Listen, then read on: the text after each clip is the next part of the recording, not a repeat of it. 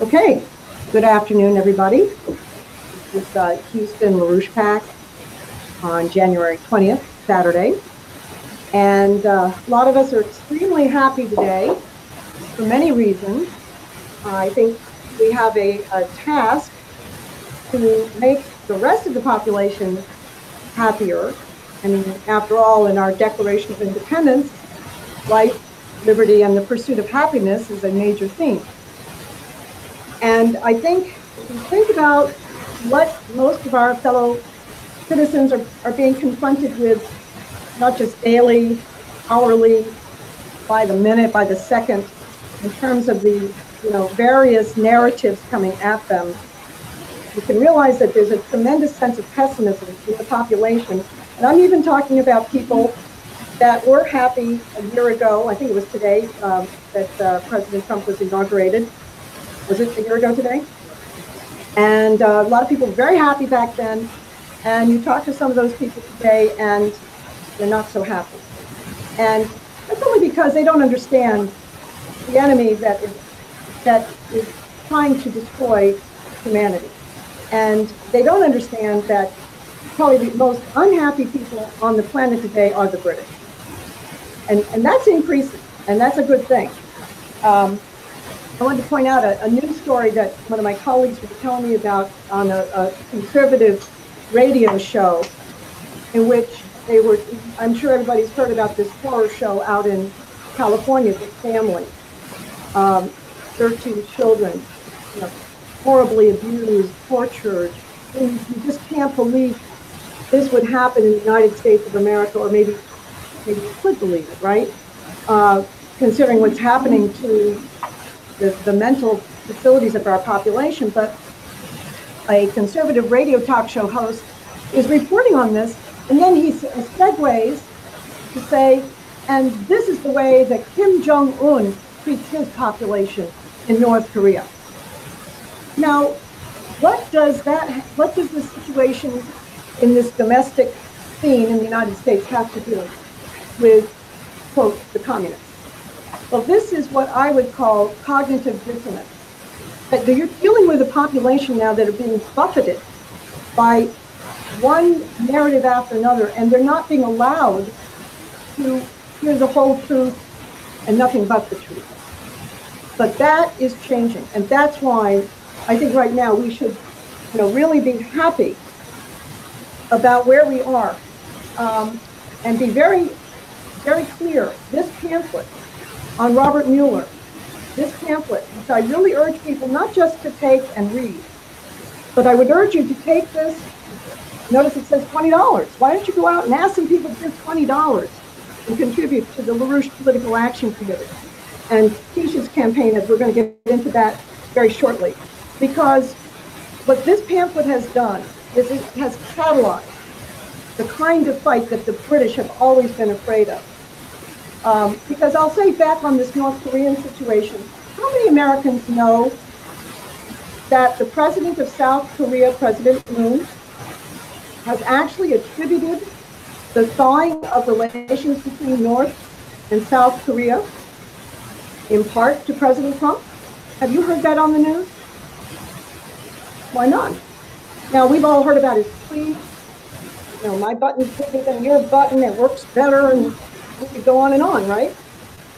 President of South Korea said, I think the American people deserve to know that maybe Trump is doing things, or maybe he's got the potential to do things that could actually end these wars and end what has been decades long of a British geopolitical operation on the planet. And that's what makes us happy here, is when the British are unhappy, we get happier.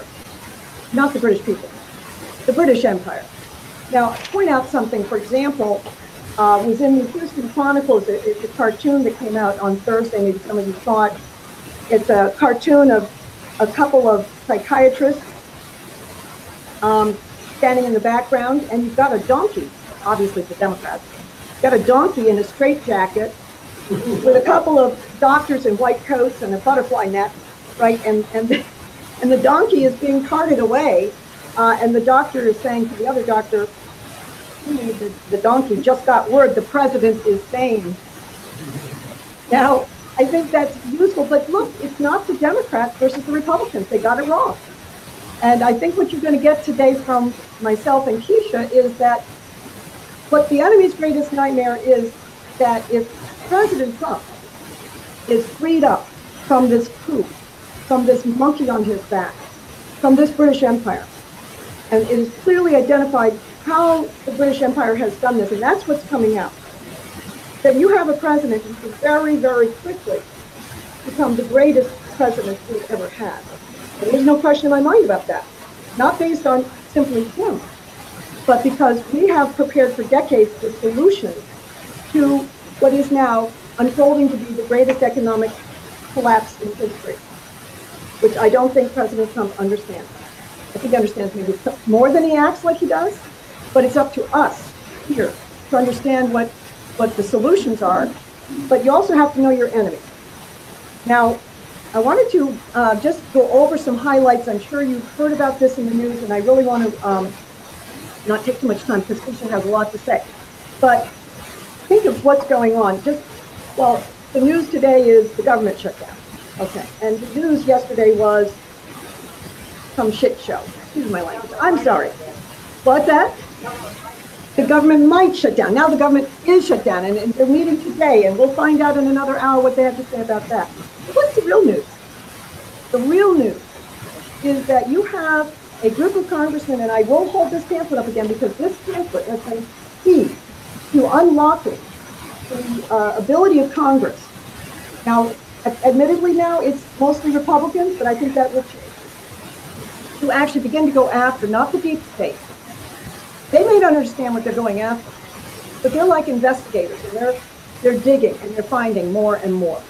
And think of what it means that the head of the House Intelligence Committee, Devin Nunes, has written a 4-page memo in which he has taken material that he has had to fight tooth and nail to pull together. He hasn't gotten it easily from the FBI or the NSA or the DOJ, but he pulled together a 4-page memo which appears to reveal how a dossier written by Christopher Steele, what's he? British MI6 intelligence. That's what he is. A dossier was written by a British MI6 intelligence agent, was never vetted, was never verified, and is the basis, it appears, of a FISA ruling, and FISA, Foreign Intelligence Surveillance Act, passed right after 9/11, so we could be safe from terrorists, don't you know? And that this is so egregious, according to the members of the House Intelligence Committee who've read the memo, that they have voted on Thursday that this be allowed to be read by all members of Congress. You probably know this. And I think it was 129 members of Congress as of yesterday afternoon have read it. Not one Democrat. All Republicans. But like I say, I think that'll change. I think there's a lot of groupthink. I think there's a lot of fear of ostracism. I think that's what's beautiful about Kesha's campaign. And what we're going to be kicking off nationally is an independent slate of candidates. Not necessarily that they're all running independent. Some of them will run Republican. Some of them will run Democrat. But the key thing is that they will be on a mission. We're on a mission to defeat this coup. And let me remind you of something that was in the British London Daily Telegraph just 2 days after President Trump was inaugurated. They had a headline article, "Will President Trump be impeached, assassinated, or ousted in the coup?" So that's where we are. That's the enemy's agenda, and they're not going to stop unless we bring this structure down. Now, the fact is that even though the government is shut down and they can't vote on it now, if the House Intelligence Committee votes to release this memo to the public, there's a rule in the House. If a select committee deems that the material in this memo is so important for the public to see, it can be released just by a vote of the House Select Committee. And then the president has 5 days to veto it or not. And I don't think it would be too likely, do you, that President Trump would veto this memo. If the American people get to see what has been done in their name, I'll just read a couple quotes. You have Matt Gaetz, Republican, Florida, who read the memo, who is saying, I think that this will not end just with firings. I believe there are people that will go to jail. I'm very persuaded by the evidence. It became clear to me why Senator Grassley and Senator Graham felt it so important to refer this matter for criminal prosecution. You don't get to undermine our country, undermine our elections, and then simply get fired. So I think there will be criminal implications here. And he calls this a palace coup. That's very accurate. Jim Jordan, Republican of Ohio. What I read is as bad as I thought. Every American must see to it and understand what the FBI is up to. Scott Perry, Republican, Pennsylvania. You think about, is this happening in America or is this the KGB? That's how alarming this is. These are quotes. Mark Meadows, Republican, North Carolina. He says, it's troubling, it's shocking. Part of me wishes I had never read this because I don't want to believe those kinds of things could be happening in this country that I call home and I love so much. But let me tell you, what is now coming out against what has been done to President Trump, this is what was done, and worse, to Lyndon LaRouche. I say worse because LaRouche wasn't a president. He ran 8 presidential campaigns. He wasn't a billionaire. And I will also point out that everybody has heard all Mr. Dick Durbin, as Trump likes to call him, Dickie Durbin. We in the LaRouche movement called him Little Dickie Durbin. And that goes back to the days that Pete and myself and some of us here were in Chicago when we had run a slate of candidates. In fact, Pete ran for governor. We had Lieutenant Governor Mark Fairchild, Secretary of State Janice Hart. We had a whole slate of candidates, and 2 of them won the Democratic primary, 1986. And you should have seen the fireworks. I mean, it was explosive. Attacks on us, media, but it was really a lot of fun. And Dick Durbin, it turns out, when LaRouche qualified to get matching funds, I mean, we have a real movement. We've done enormous amount of work over decades. We're known generations. I mean, I often talk to people who tell me, yeah, my dad or my granddad, he loved LaRouche. You have there's like not a mythology, but there's when you dig deep, there's a certain respect that exists for Lyndon LaRouche because he fought the fight. Well, Durbin went to the floor of the House, and guess what? Called Lyndon LaRouche a racist. Found original, and tried to get the matching funds reversed that we qualified for. Of course, we could not succeed. Now, be aware. There's a lot I could say more about this. What's coming out on the memo. There's an article by a prosecutor, retired federal prosecutor. Her name is Tiffany Powell. She's written a lot of very interesting things. If you want to read more, you can look her up. She wrote a piece in the Daily Caller called Stop Robert Mueller's Mission Creep. And as she said, as these congressmen have seen this memo, they are seeing evidence it was indeed a case of creep on a mission. And she goes through how the decision to allow the FISA, the Federal Intelligence Surveillance Act, to be used, in which the FBI apparently took the NSA data, spying, and vetted it or gave it to unqualified private contractors, perhaps Fusion GPS being one of them. Now, this is so egregious, it's almost so hard to believe, but it's all coming out. It's going to come out. And but you have to be aware that the enemy isn't going to stop at this. They didn't stop with the Russiagate, which really, frankly, has worn itself out, although they keep attempting to turn everything back on Russia. But there's a very dangerous neocon faction in the administration. In other words, President Trump is, yes, he's the president, but you've got a total war over what our policy is going to be. Is it going to be the 4 laws of Lyndon LaRouche, joining the new Silk Road, ending these unnecessary wars on the planet, and really once and for all? What if we had a world in which we were working together in a cooperation to ensure everybody had food, had water, had sewage systems, like they don't have, for example, in Haiti, since that became such an issue. And there's very dangerous potential here if we don't bring this coup down and fast. And I'm just emphasizing that because it seems like things are moving so fast right now, you almost want to say it's going to happen on its own. No, we have to push this. But particularly the question of the British, because the head of the defense agency, Mattis, has put out a national strategy defense document, and this is the unclassified version. There is a classified version as well, in which he says that the central challenge to the United States is not terrorism, China and Russia. So this is what the defense secretary would have us preparing for. And, you just think about, prior to that military strategy was the National Intelligence Summary, I think it was it McMaster put that out? Well, who was before McMaster? Remember what happened? Was you had, tell me his name.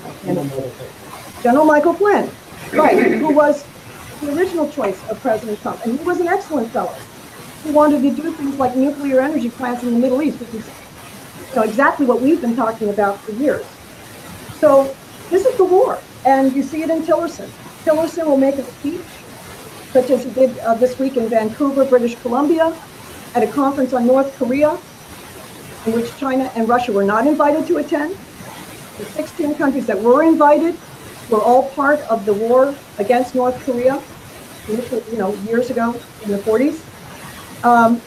And China and Russia were not invited to attend. Tillerson made some pretty outrageous statements there. But then when he did this private meeting with the news media, he was much different. So I think that's a reflection that his speeches are being written, and he's reading them, but he may, and President Trump may have very different views from what you are hearing about what is being said against Russia and China. We know that's true. So the key to make the world happy is we have to push this economic development plan. Now, I just wanted to show a couple photos, and then I'm going to turn it over to Kesha, just to give you an idea of what has unfolded just in the last week, actually. This is a photograph from Bolivia of the inauguration of a China-built San Jose hydroelectric plant. And this will allow, I was looking at some articles on it, and 2014 they were just talking about it was going to happen. But still, let's show the next one. It's already functioning, 4 years. Yeah, show the next one. So why can't we do this? We can do this. It's this question of you have to live to the future, and that's where China has had a vision. They're just sweeping countries into this vision, which clearly President Trump is very attracted to. By the time they will complete 2 more of these hydroelectric dams in Bolivia, I believe within the next few years, not only will Bolivia be completely self-sufficient in electricity, they will be able to export electricity. Now, the next map I want to show. Because this is what happens when people are happy, when people get the idea, we have a right to a future. In Norway, they have so much hydroelectricity, they can subsidize renewable energy in surrounding countries and make them look good when they don't deserve it. So, but Norway is not one of these oil countries that we can think so much about. Right. Whereas Bolivia, right, is on its way out of that status. In fact, China intends to make Bolivia the electricity hub of the entire continent. And China's having a major conference on the question of the Caribbean and South America right now. By the way, just think about it. The big issue that supposedly shut down the government was a disagreement on immigration. Well, look, if you have a plan of economic development, people are not going to want to leave their country. They're going to want to develop their country. I mean, we've said this for decades. So the last thing I just want to point out is the rail line that has been built from the Djibouti to Addis Ababa in Ethiopia. And I think it was just given, and if you haven't seen YouTube videos on it, I really urge you to pull them up and look at them. This trip would take normally 3 days. It's now 10 hours. And if you look at some of the videos, and they interview some of the Ethiopians, they've done similar things in Kenya, in which the population is being educated to run the trains, repair the trains, build the trains. It's not just something where China's going in there and going to move the raw materials out. It's not a colonial policy. But the people are totally happy. They haven't had a sense of the future for so long. Now they've got a sense that the future is very bright, young people. And I think that's what we're going to have a chance to do this year with this slate of candidates kicked off by Kesha Rogers, and what we could do with that kind of a vision to the future. And if we defeat this coup, as I think we're in a process to do, I want to close with one more thing. On the question of the Democrats versus Republicans, we can put the lights back on. We've been told by some very leading Democrats that there isn't a complete consensus in the Democratic Party on this Russiagate by any means, and that there's a lot of Democrats very concerned about the question of national security. Think of people like Congresswoman Tulsi Gabbard. There are others. So just have a sense when you're talking to people, get the labels. People are completely confused by just a barrage of fake news, but that there's really an opening now for this kind of dialogue we're creating of how we end this coup, end the terrorism, end the wars, and launch this into economic development. So, Michelle?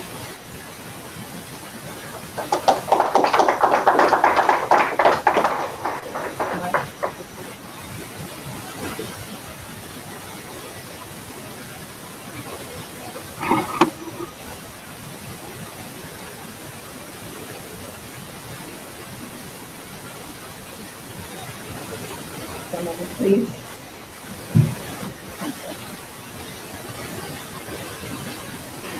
So up and down. Yeah. Okay. The new system here. Hello, everyone. Thank you for being here, and you're going to have to excuse me because I have my nice raspy voice today. But anyway, we are very much in a transformation for mankind right now, and I really appreciate what Marcia did at the end here, because it goes directly into what I want to discuss as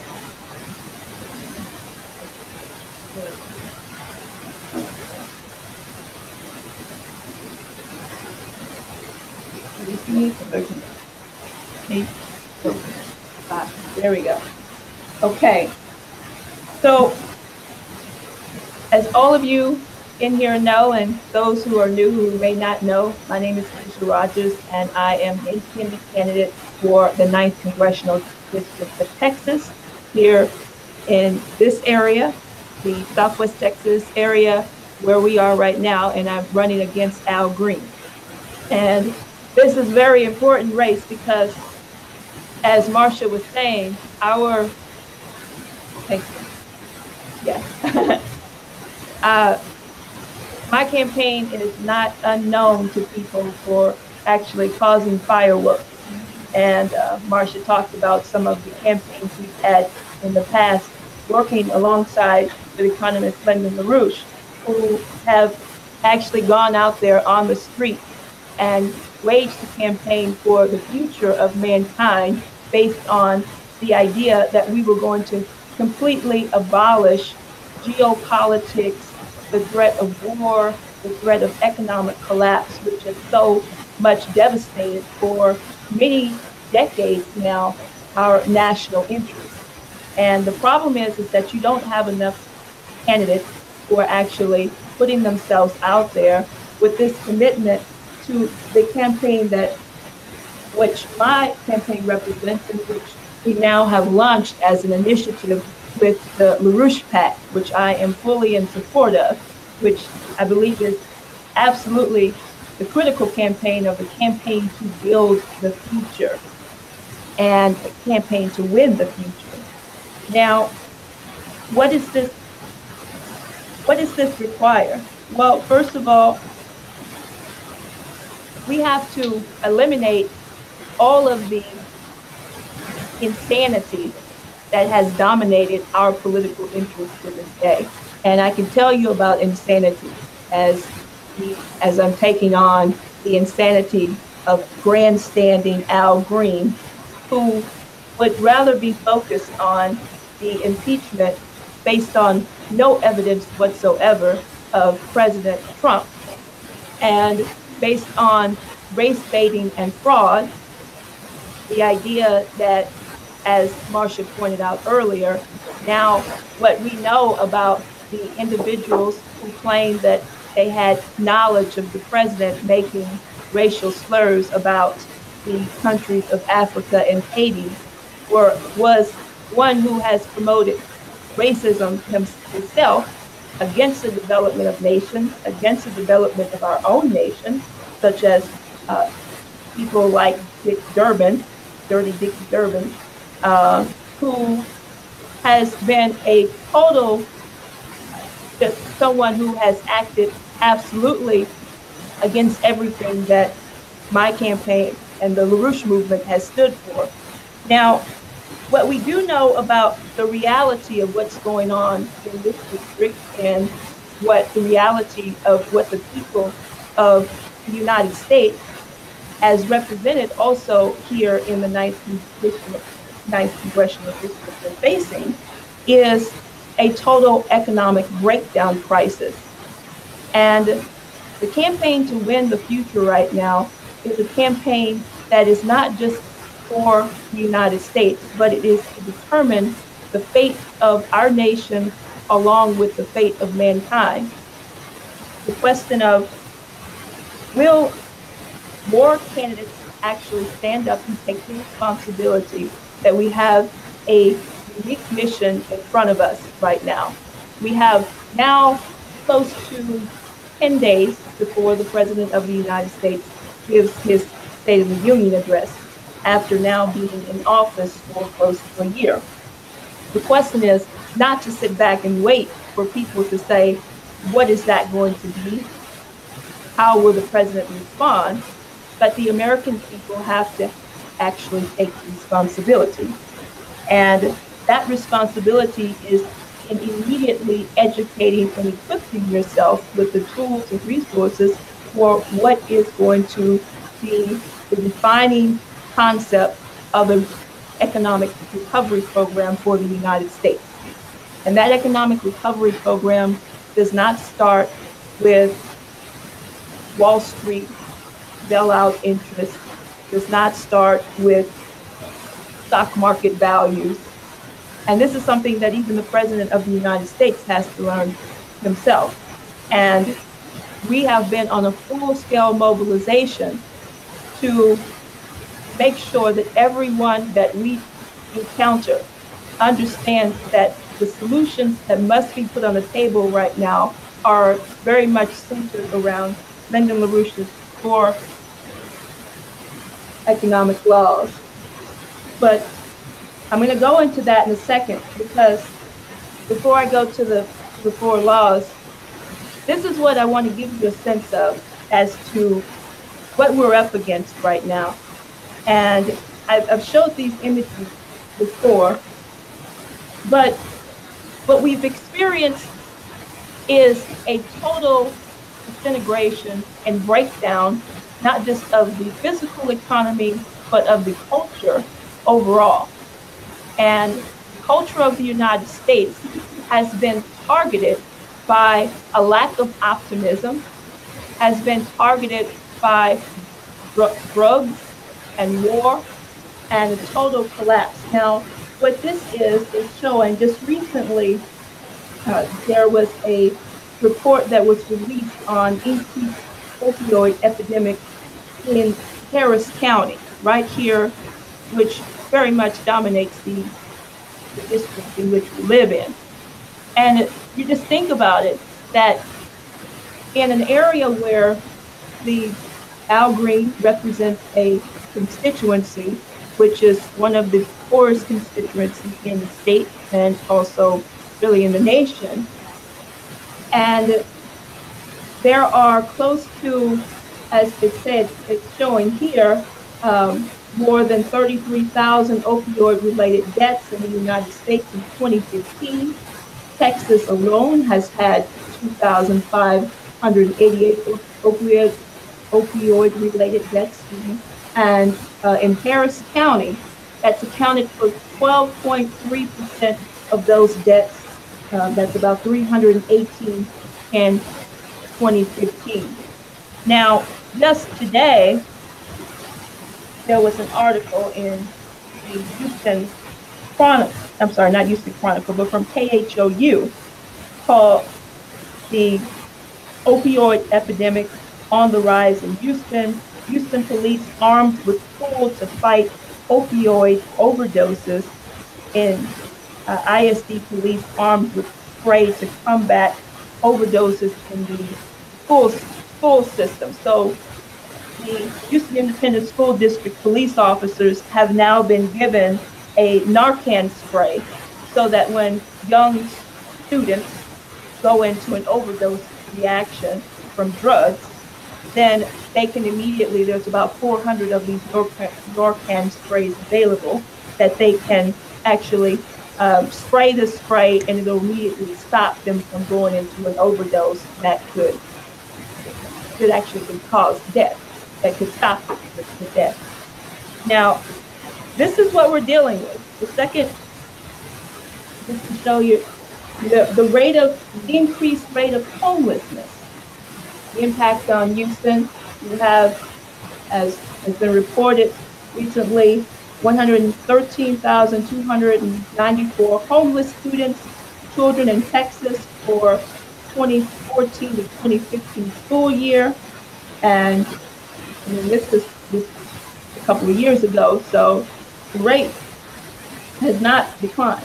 You have Houston is #1 in Texas with 26,497. That's about 23%. And the next highest is Richardson, which is in the Dallas area. So now, if people aren't looking at this reality and saying, what is it that what are we thinking about in this country as our priority right now? How are we going to unite every single person? Congress members have to get together. The fact of the matter is, now, as Marcia was just saying, we're debating in Congress as to against the livelihood of the people of this state and really of this nation. When we say that we're going to have a government shutdown, but as a part of that government shutdown, what's one of the things they're debating? Well, we may not be able to afford to give the funding for Harvey relief, for the billions of dollars in Harvey damage that was done, where we're talking about lives lost because of negligence, criminal negligence. And the fact of the matter is that if the funds are not put into the aid and relief and rebuilding from the standpoint of taking top priority for rebuilding our national infrastructure. Because if we had the infrastructure in place, if we had the dams, we had the reservoirs, we had a functioning physical economy, this would not have happened.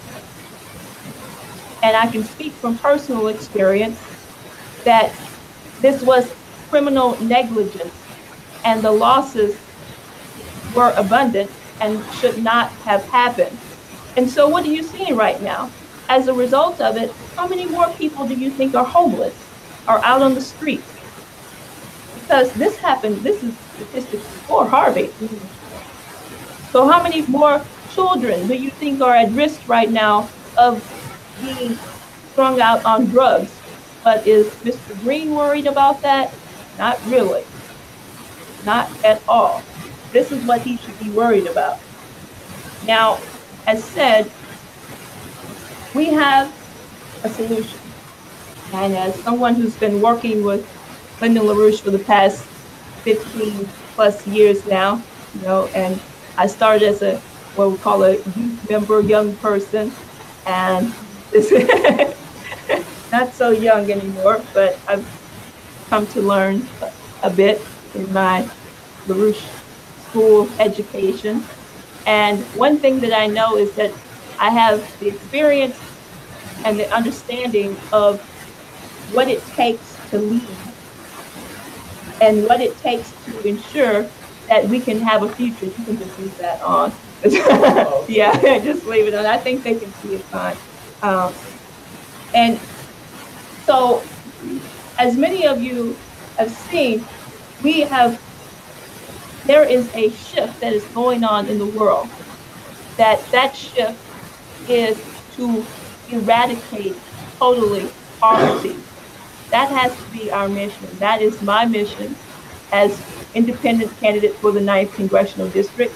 That has to be the mission of every single candidate who is running for political office at this present time, as we are faced with the greatest financial and economic breakdown.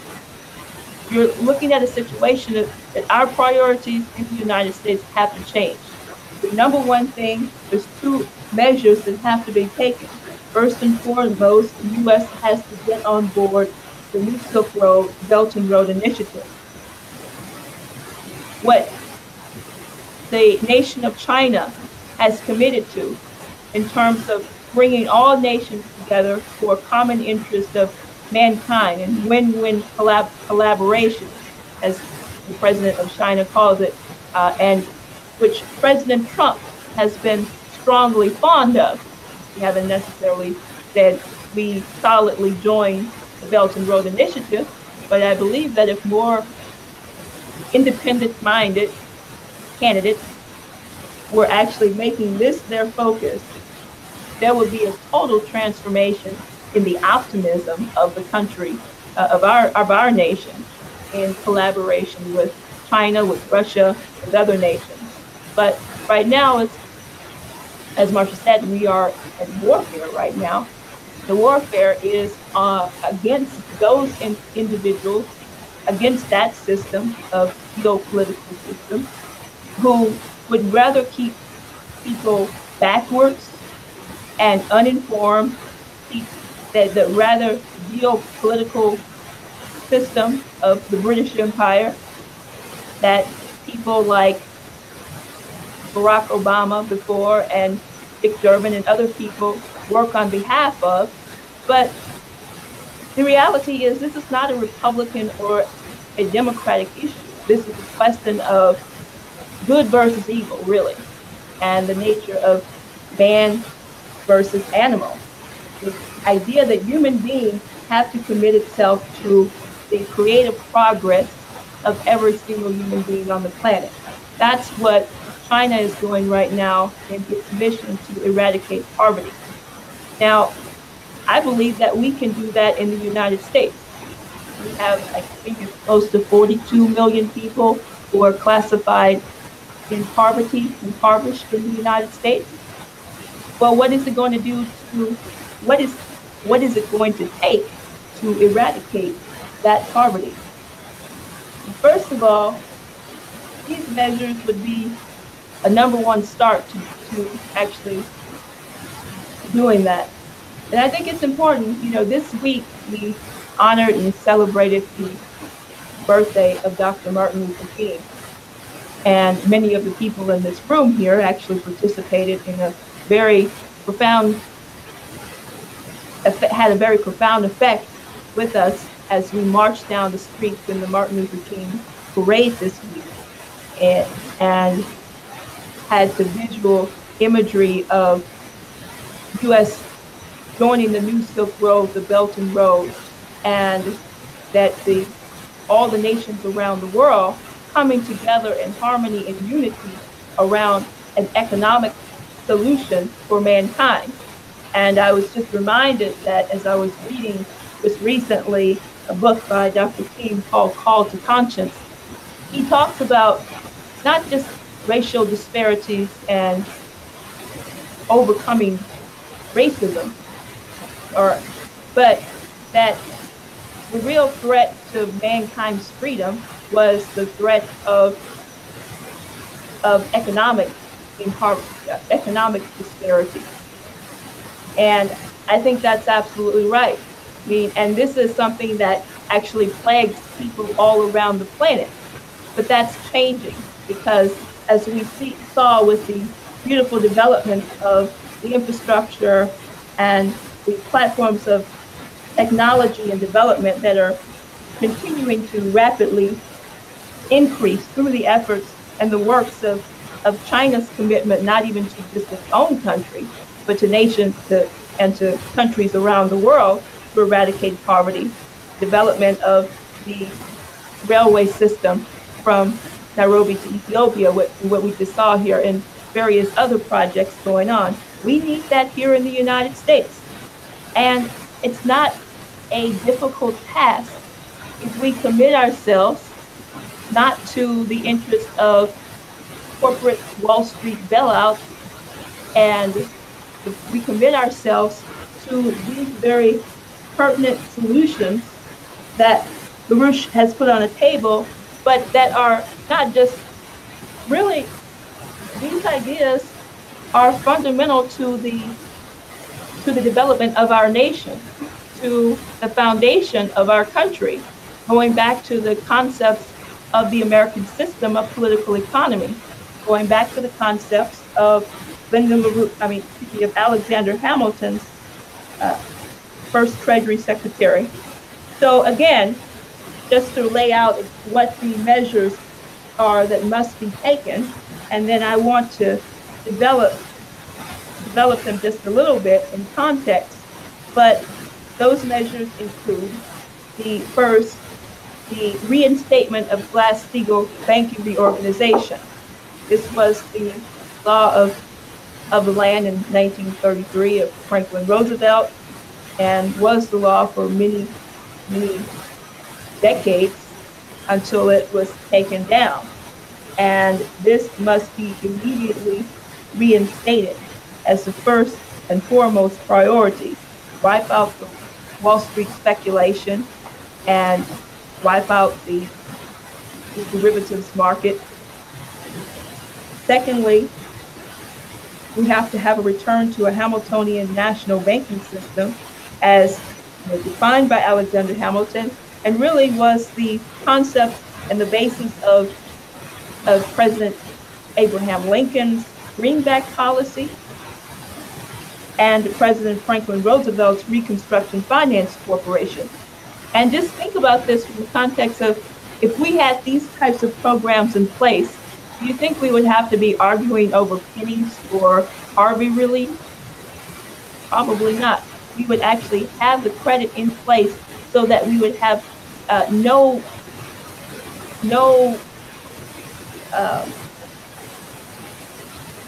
stopping of the progress that's needed. A lot of money on Narcan too. Exactly. Yeah, exactly.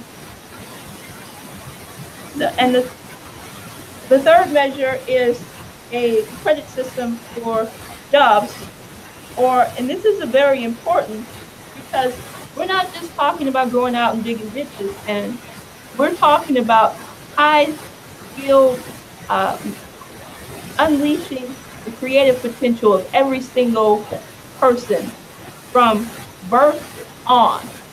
And as this means that you have to have a vibrant education system based on teaching classics and teaching geometry and the discoveries that are needed for advancing the science and technological progress, scientific and technological progress of the country, of the nation. And you also are looking at the creation of a credit system for the idea that you want to develop direct trillions plus dollars, unlimited amounts of federal credit toward high technology and productivity, productive employment. We have to bring our industries back, bring our manufacturing. This is something that the President of the United States has been talking about. But reality is that it's not going to be done through practical means. It's going to be done through direct scientific means, direct credit invested into these large-scale projects, not by having some small amounts of money dribbled here and dribbled there from, and particularly it's not going to be done effectively by the private sector without a national mission orientation. The private sector can play a role, but that role is going to be played by having a top-down national mission that is going to re-inspire the optimism of the country again. And this is what gets us to the last measure of the Russia's 4 laws to save the economy, which is to launch a crash program to develop the fusion power and greatly expand NASA's human space exploration program. And many of you know that this has been a major priority of my campaign for Congress and something that I've really taken seriously as a fundamental basis of what is needed right now to restore the optimism and restore the commitment again to a true economic and scientific mission for the country. And this has to still stand. This has to be recognized as, if we're going to actually do away with the threat of poverty, the way that we're going to end poverty is that we have to have a recommitment to a fusion driver, science driver crash program that's going to completely transform our economy to a new platform, on the economic platform, on the basis of just unleashing every single breakthrough in scientific and economic progress that is essential for moving this nation forward. And we've seen this before. People older than me in here were optimistic and inspired by President John F. Kennedy and what he unleashed with the optimism and the inspiration of the Apollo mission. And I was just thinking about it, that if we had something now close to 5% of the budget, as we did during that time, or might even need a little bit more for NASA to generate higher rates of spin-off and technology, as we did under the Apollo mission. We're talking about, right now, it was just a hearing in Congress that was on the commercial space flight, and NASA, commercial space companies, and NASA is now saying that the commercial space companies, which is obvious, are not prepared. They do not meet the standards to start to send human beings into space because there's safety risks there. And most people know that the commercial space company, their number one priority is not really safety. It's not, but it is the profit margin. And when the profit margin becomes priority over human life and safety, this is when we have a problem. And this would not have been condoned under the Apollo mission and the system. And yes, we had losses. As one Congress member pointed out, this next week here, we're going to be commemorating the the loss of the Challenger, Columbia, and Apollo 1 missions. And this makes us reflect on the responsibility that we have to ensure that to ensure safety, but to ensure that our commitment is not to profit margins, but is to human life on every aspect of our economy, whether it's sending human beings into space or whether it's protecting human life right here on Earth from drug overdoses, homelessness, and all of the other crises that we're facing. And we can actually overcome these threats to mankind. One of the biggest threats we're faced with right now on a galactic level is the threat of homelessness and suicide and drug overdoses is facing us right here. But we also, as a species, face even a threat of the annihilation of the species on the planet through what's now been said that we're now seeing one of the closest asteroids to come near the planet. And we're seeing this from the standpoint of that if we don't have our priority, we can really be caught off guard here. We can be caught off guard from the standpoint that if we don't come together as a humanity to address these concerns and these issues that are facing mankind, then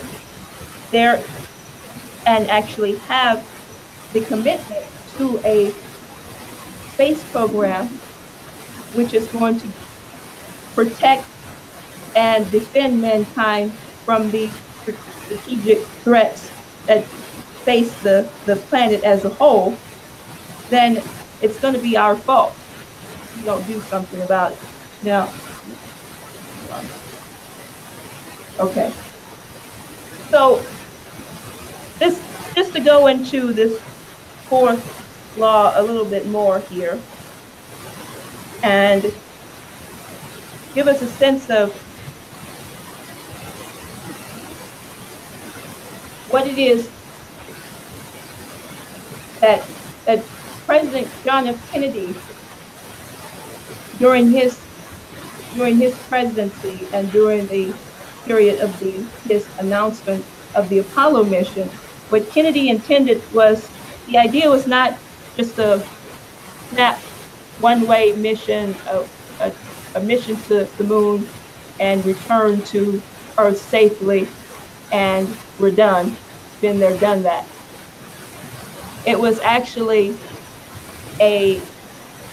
what he had in mind in terms of direction for nuclear development, in the development of nuclear power, the development in actually addressing the resource depletion here on Earth, that everything that we may be missing here on Earth could be found and established and mined and developed in space. And so the people who were very prominent in being a part of the mission of the astronauts of going into space, such as Harrison Schmitt and others, actually came to understand that very well, is that space was our outpost for mankind, as Kraft Derrick said, to fulfill man's extraterrestrial imperative. And that extraterrestrial imperative is that there was no limit to the growth and progress of mankind. And this is what we need to start to think about and talk about. This is the type of discussion that political leaders should be having right now.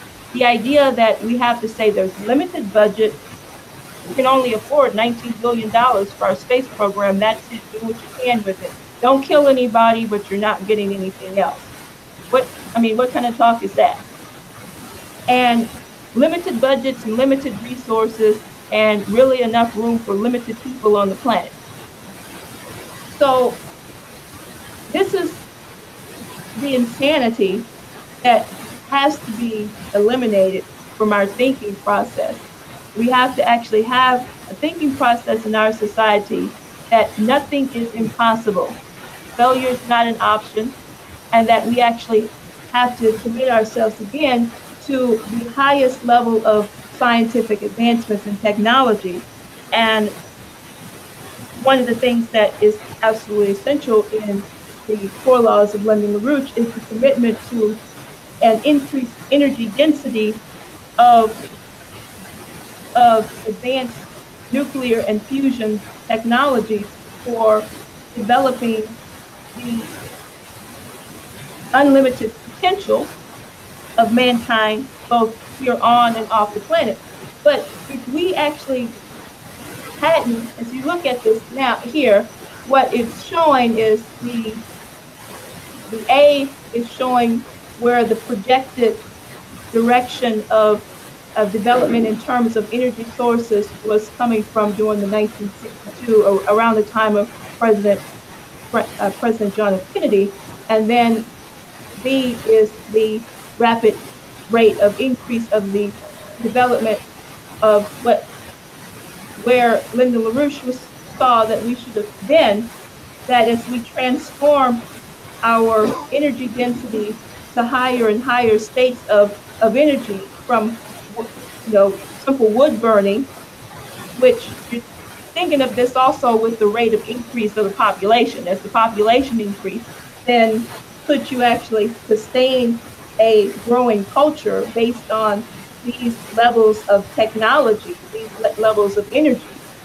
And the answer is really no. But what we're seeing right now is that there is now starting to become a recommitment by some nations to the rapid pace development of nuclear technologies, and that there's now there is research being done at a rapid pace on fusion technologies.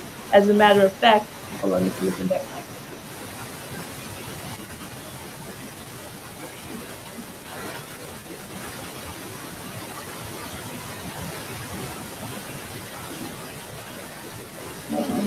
Yes.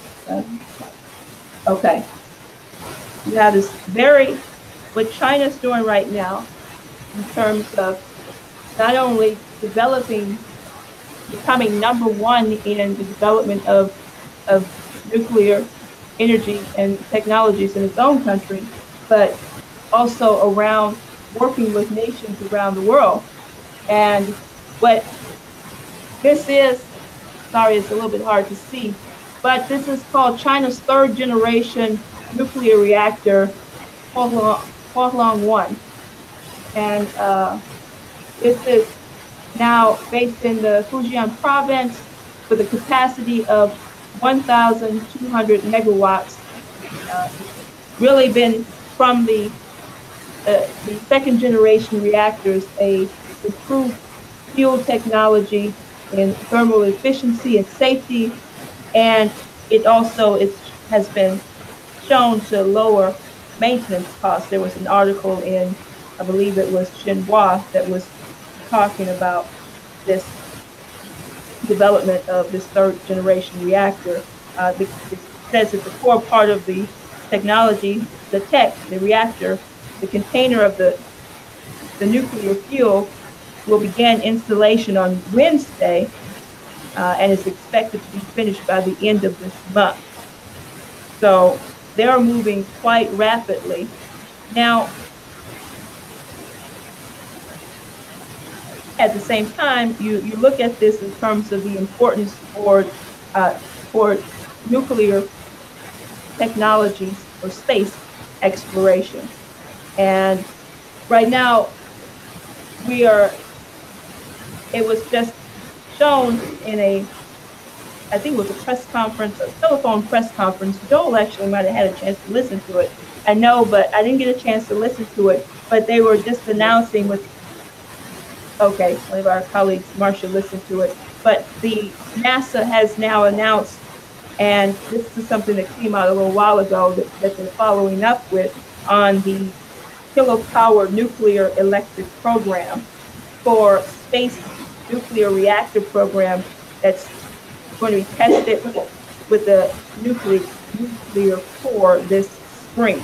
So it's about 10 kilowatts of power, and the system is going to be used for powering the surface of planetary bodies, such as the surface of the moon and or the surface of Mars, and to power, basically to power habitats.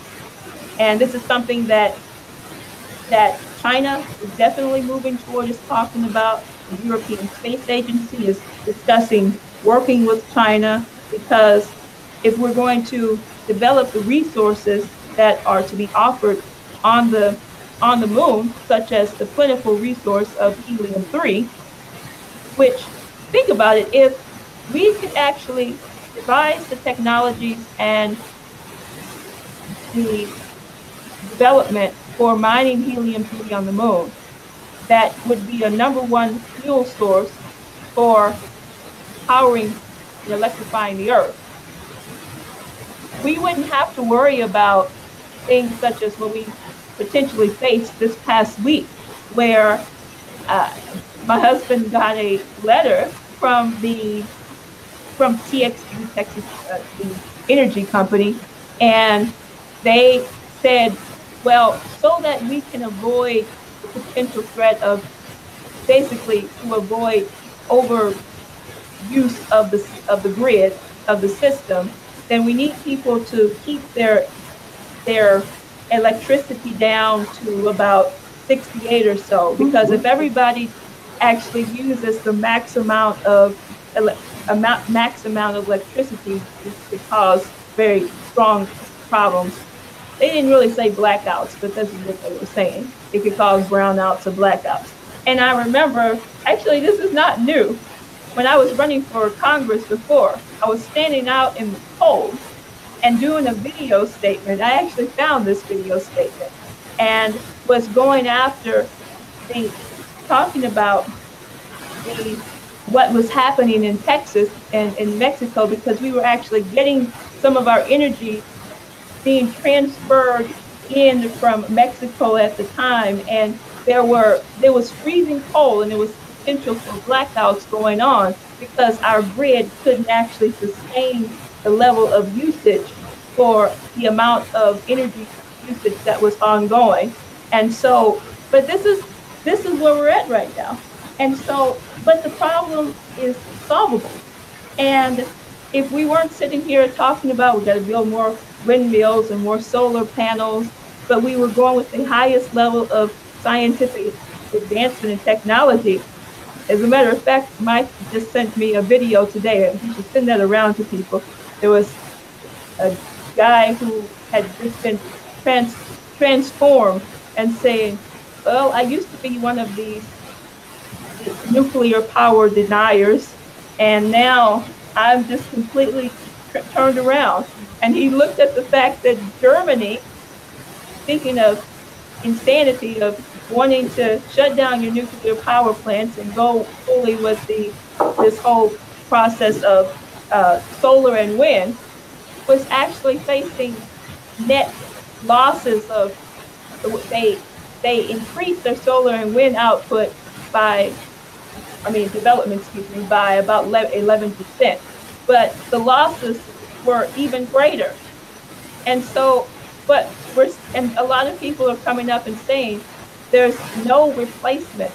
It is only through the development of nuclear technology, nuclear energy, and really what we're saying, to advance that to the highest level and go to a full-scale fusion platform, that's going to actually give us the important step towards the total, having the total unlimited resources and power for powering the Earth 10 times plus over.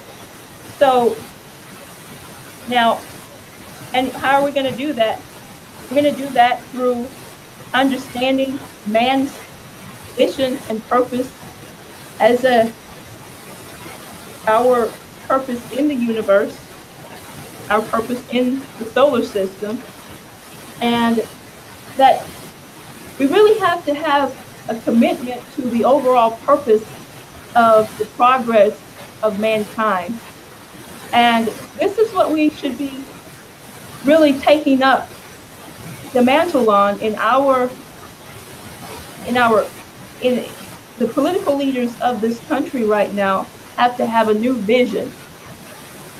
And that new vision and purpose has to be on eradicating poverty, bringing a sense of optimism again. What this is a depiction of Kraft Erica's the drawing that he did of his Selenopolis, which is a city on the moon, powered by nuclear power. And I don't have the other imagery, but he shows beautiful, full city that is really premised on the idea of even what Mr. LaRouche developed, which would be a Renaissance city.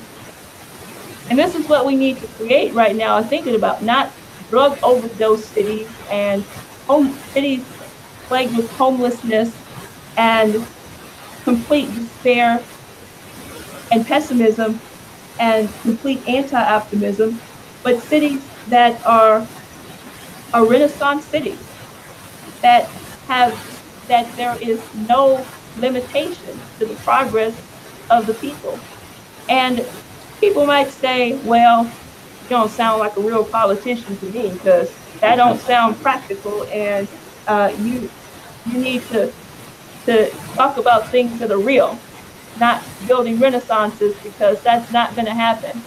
Well, it's only not going to happen if you allow for the defeat of our citizenry to prevail. But as we said at the very beginning, we are launching the campaign to win the future. So I wanted to give you a sense of this perspective of what it really takes to, what is going to be required to win the future. You really can't see that, but that is just an imagery of what the future is going to look like as China is now readying itself for a launch, for a far side lunar landing that's going to be taking place by the end of 2018. And this is a picture of the Chang'e 5, is the rover that actually captured pictures around as it was coming back around the moon to bring samples, getting ready to bring samples back to, lunar samples back to the Earth. And these lunar samples, as we've seen through our Apollo missions before, and now even further development, even further breakthroughs, are showing us that there are no limits to growth. There are no limits to the resources that mankind needs for increased development. And so we can cut out the budget cuts and cut out all of the measures to say we have to hold our progress back, because we don't. We should take an example from what the Chinese are doing, that there is no limits to growth, and that we actually have to commit ourselves to the total eradication of poverty. And we have the know-how and the means to do so. So I'm going to stop with that, and I hope that has provoked some thoughts and questions and inspired you a bit.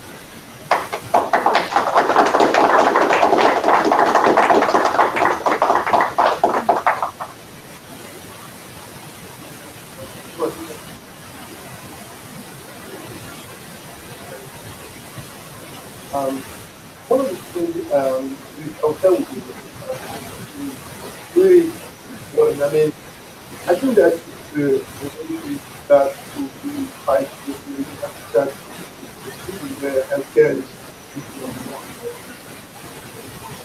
Healthcare. I think we need to see what even the people, or the, what the ecosystem are offering like that. It's really alarm, and I'm happy that we on this. artists, people, and young people are looking for something, also have that interest, Right. and it's like it's too accessible. Right.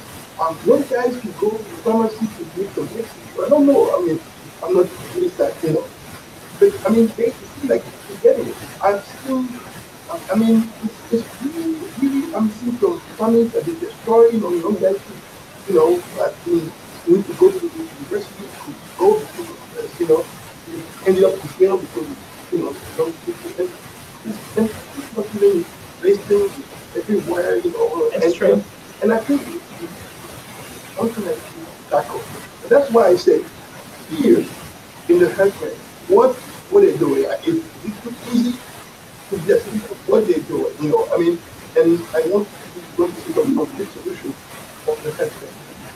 That's for the opioid. And then I'm moving a little bit and go through as a focus. I mean, I've been shocked. I'll be honest. I'm new in this city, and I, to me, I really is a city that I love, and I see a lot of opportunities here and everything. I was in the bus, and going from PSU and to go to transit, and I go to PSU and go to do it. I've seen all those the people Tent cities, so yes. I mean, like that's I mean, I see in this city, how come we need to have that much poverty? I was really shocked. He marked me so well. I was thinking the whole time in my trip, by the long trip and coming back, I mean, I don't know how much I guess, I was very sure. So, I'm happy to explain, I think that, as a public servant, every citizen, I know some of them are from what I heard, like, kind of hard by, we have, that the city has some plans, that was there. What the city is going, and people have a plan that's trying to remove the guys, and like, Right, I mean, right. like, Yeah, I've heard that. Even for the young people, like, it's really good to see.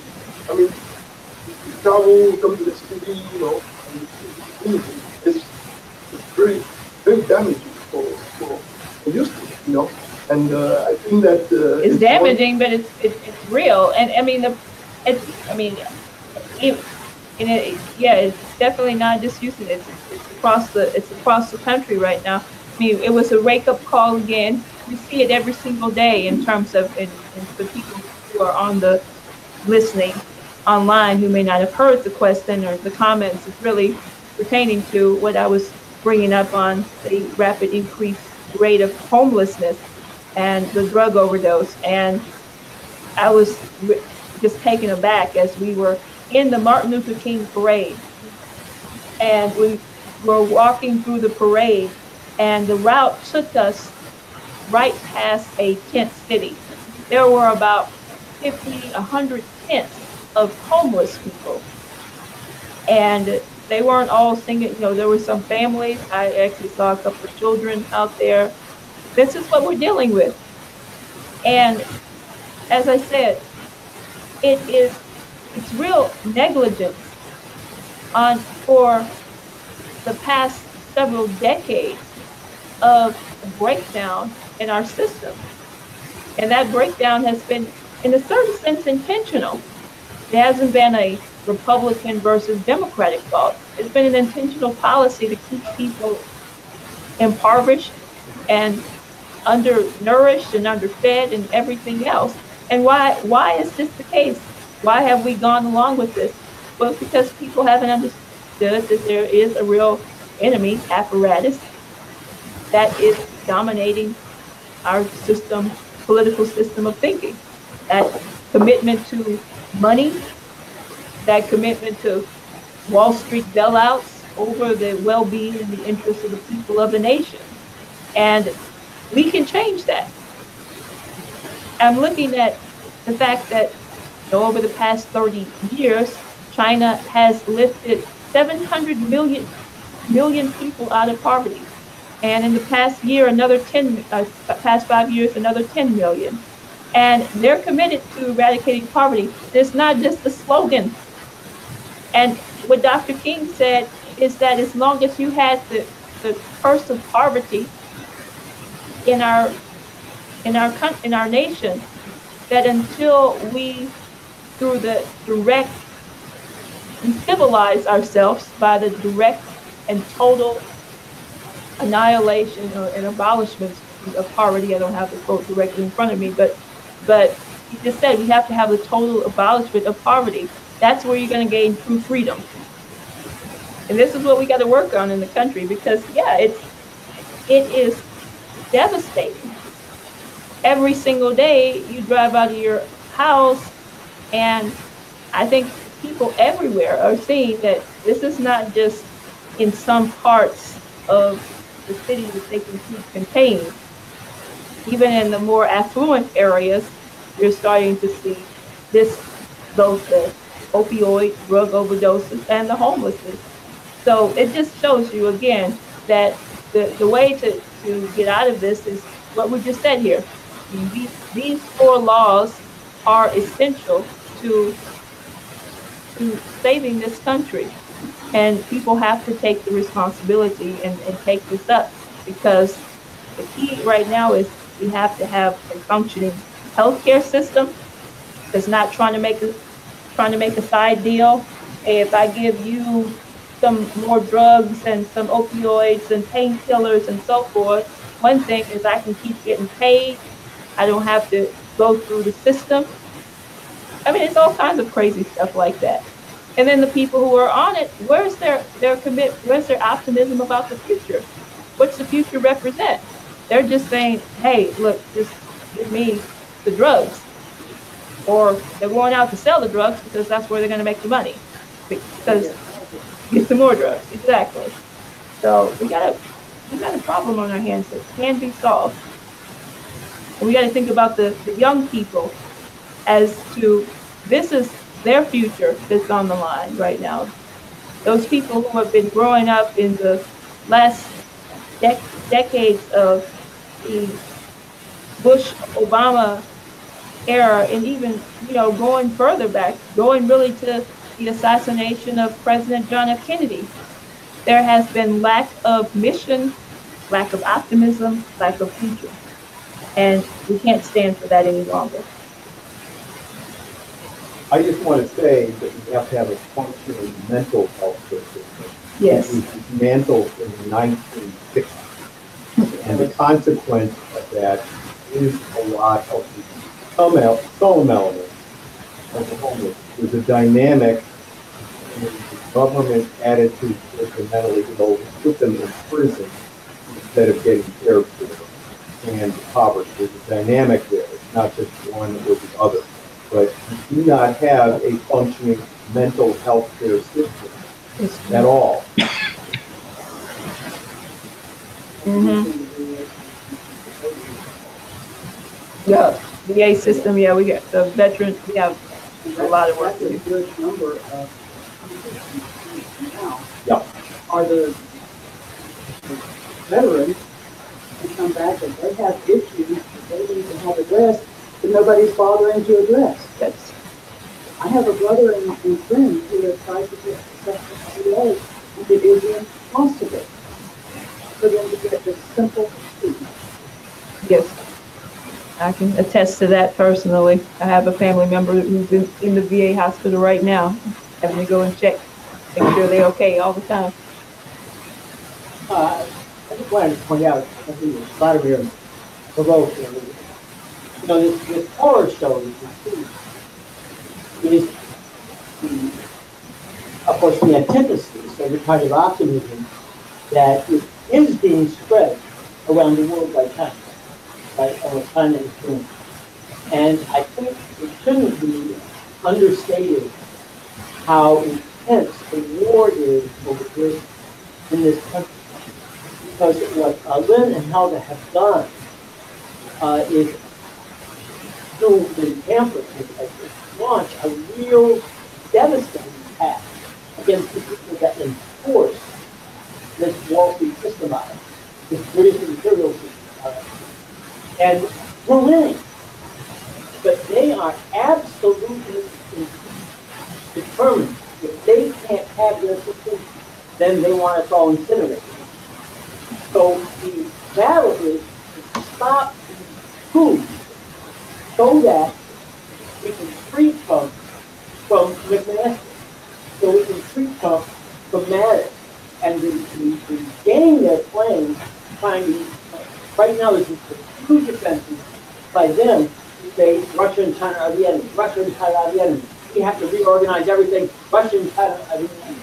This is exactly what Trump is saying isn't so. Right, so we want to have the optimism, we want the happiness that Marshall was referencing, that we have to defeat this king because they are going to kill this country.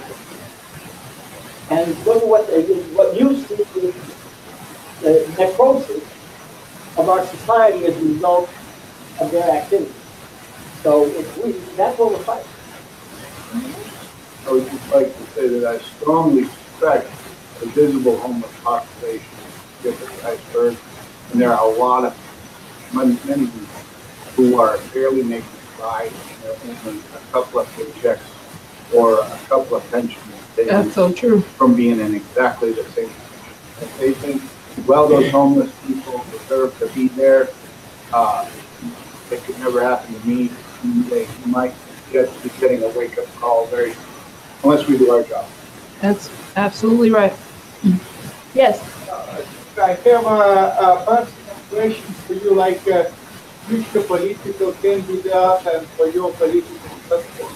Yes. And I see that somehow maybe you find some simple words, like if you mentioned Kennedy, what would you do for America, then Martin Luther King, and I like that if you concentrate on this negativity we all know, but as a young political leader you need to have a vision. What vision you have in the future for political system? Because we all know Democrats, Republicans, and I like that you support President Trump, that he brings his part, the word fake news. What couple words you create and you put on your pages of your platform and your political movement, and people will say, don't know about Betsy. Maybe it's a little bit romantic. I like your word. Extraterrestrial possibility. Hey, I like it. Extraterrestrial.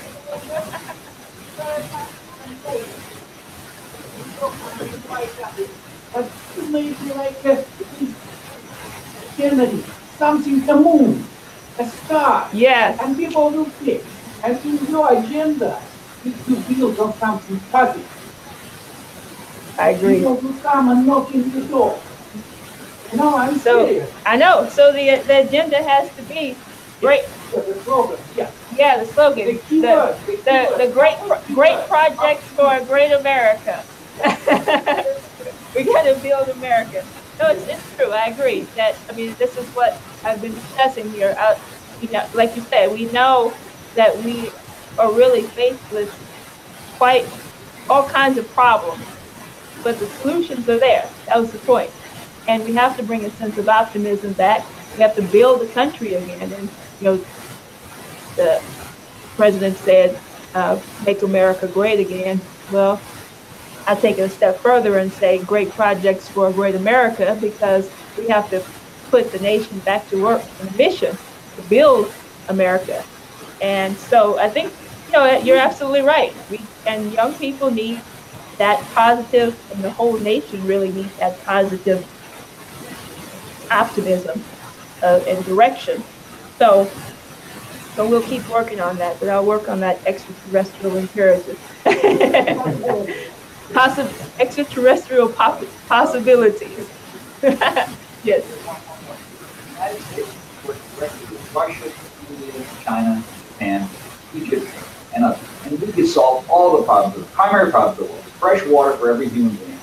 food for everybody, electricity and sanitation for every home, education, healthcare, you know, and then. And free. Choice of million jobs, you know, there are millions of jobs. Don't just, they're not like this. It's not that difficult. That's what's possible. That's what the British offer. That's right. That's right. We're going to keep freaking them out because we're going to win. Campaign to win the future. That's absolutely right. I'm taking that slogan for my own. Okay, thank you all. And we can continue to have discussions, but thank you for being here.